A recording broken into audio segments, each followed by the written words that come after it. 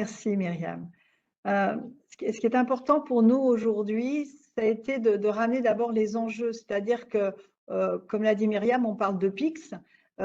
Déjà, c'est passé dans les usages, sachant que c'est que l'application, en fait, PIX est la plateforme qui permet la certification. Et en même temps, pour nous, l'important, c'était de montrer d'où ça partait. Donc voilà, on a bien le niveau européen. Et derrière, c'est comment ça arrive dans les établissements.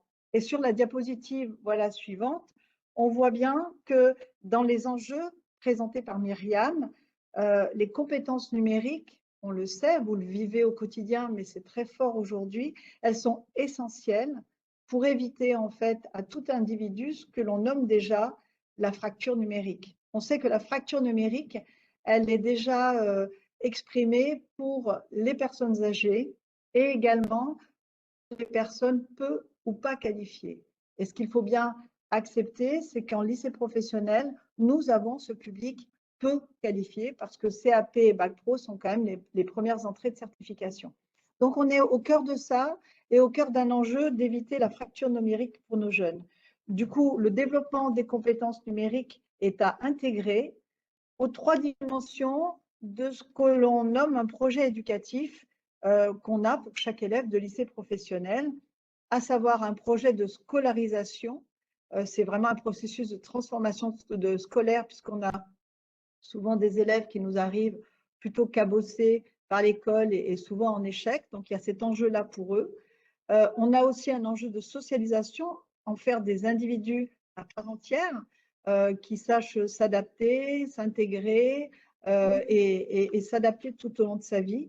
Et puis le processus et le projet de professionnalisation, c'est sans doute celui qui était le plus connu consciemment, puisqu'on a des élèves qui entrent sur une formation professionnelle. Et donc, on a ces objectifs-là et cette ambition. Et ces trois dimensions pourraient vous inviter et vous permettre de peut-être donner vie à ce qu'on appelle le projet prévisionnel de la formation, en essayant d'avoir des axes précis pour ces trois dimensions du projet des élèves. Alors, les compétences numériques, du coup, c'est vraiment un essentiel du parcours de formation de tout jeune qu'on accueille en lycée professionnel.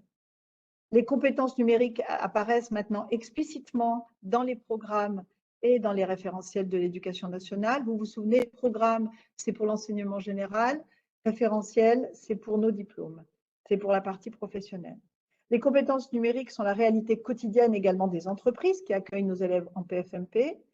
Et on va dire qu'avec ce qu'on a vécu depuis le mois de mars dernier, les compétences numériques sont devenues la réalité de l'éducation nationale avec l'école en distanciel. Vous avez été en première ligne, vous enseignants, et tous, on va dire enseignants comme élèves, chacun a pu faire un état des lieux de ses apprentissages numériques avant de s'engager dans la manipulation des outils numériques. Les compétences numériques deviennent donc un fil rouge de la formation et elles se travaillent pour les élèves de façon formelle et informelle dans le temps scolaire et en dehors du temps scolaire. Tout à l'heure, on a nos formateurs qui viendront témoigner en tant qu'enseignants de ce qu'ils ont pu vivre avec leurs élèves cette année sur cet axe-là. Alors, c'est la DGESCO qui fixe les grandes étapes du calendrier scolaire parce qu'on a, notamment avec les élèves qui entrent en seconde, déjà un premier niveau de positionnement pour les jeunes, puisque Myriam l'a très bien dit, il y a déjà une antériorité au niveau de PIX qui est attendue désormais. Donc, on a un positionnement pour nos jeunes. Il y a un travail à construire avec une ingénierie à construire aussi. Pendant l'année scolaire, tout le monde travaille à développer les compétences numériques des élèves et il y a des temps formalisés pour des temps de certification pour tous les élèves, puisque, encore une fois, c'est dans le livret scolaire numérique. Donc, la DGESCO, elle fixe le calendrier de la certification PIX.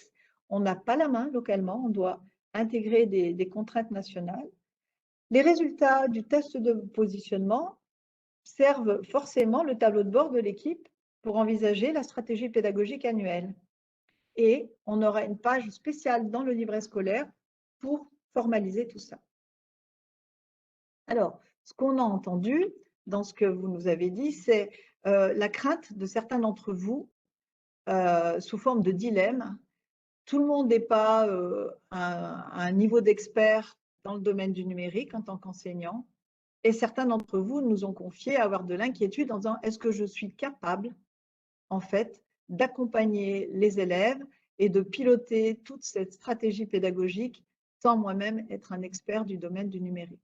Et notre réponse est oui, parce que vous, en tant qu'enseignant, vous êtes un expert au niveau de la stratégie de formation, vous êtes dans l'ingénierie pédagogique, c'est-à-dire la construction de la formation, et vous êtes expert du contenu disciplinaire de la formation GA et Agora, puisque vous construisez des situations d'apprentissage pour les élèves. Donc, sans être expert du domaine du numérique, vous avez complètement votre place. Soyez-en rassurés, c'est vraiment le message qu'on voulait vous faire passer aujourd'hui. Alors, du coup, ça nous permet d'envisager les postures qui sont attendues de tout enseignant. Je veux dire piloter et je veux dire accompagner. Ce sont des postures qui varient, sur lesquelles on joue pendant une même séance, parce que le métier d'enseignant nécessite d'adopter plusieurs postures en fonction des enjeux, en fonction des objectifs et des situations. Il est fréquent que ces postures alternent au cours d'une même séance. Vous le vivez, et vous le vivez dans votre réalité d'enseignant, mais peut-être pas toujours en conscience. La posture de pilotage est en lien avec un référentiel qu'il convient d'utiliser comme un repère pour mettre en œuvre la formation. Conduire, aider, guider les élèves nécessite une approche globale et personnalisée à la fois, ainsi que la construction de tableaux de bord de suivi des apprentissages des élèves. Les tableaux de bord ont été à l'ordre du jour de nos réunions d'harmonisation et on voit bien que chacun a ses tableaux de bord. Donc, vous êtes déjà dans le pilotage. La posture d'accompagnement, quant à elle, est en lien plutôt avec une posture qu'on nomme de non-savoir et d'écoute. C'est-à-dire que là, on ne guide pas, on est à côté. L'accompagnateur ne doit pas se positionner comme tout-puissant, nous dit Maïla Paul, docteur en sciences de l'éducation. L'accompagnateur est capable d'entendre, de comprendre, de soutenir. Du coup, un enseignant non expert en numérique peut être dans une posture de pilotage parce qu'il va avoir ses tableaux de bord de suivi et il est dans sa posture d'accompagnement. En tout cas, c'est là où on a besoin de lui et où on a besoin de vous tous. L'enseignant qui accompagnera sera à côté de chaque élève, nous dit Michel Vial, professeur des universités. Il impulse et fait en sorte que l'élève construise des trajets. Sur la base, par exemple, du test de positionnement, l'enseignant peut accompagner l'élève dans la définition d'objectifs réalistes. Le niveau seconde PIX sera visé avant le niveau 3. On ne va pas passer du niveau 1 au niveau 3. On passe par le niveau 2, on passe par le niveau 3. Et il est important que dans votre posture d'accompagnement, vous permettiez à l'élève d'en prendre conscience.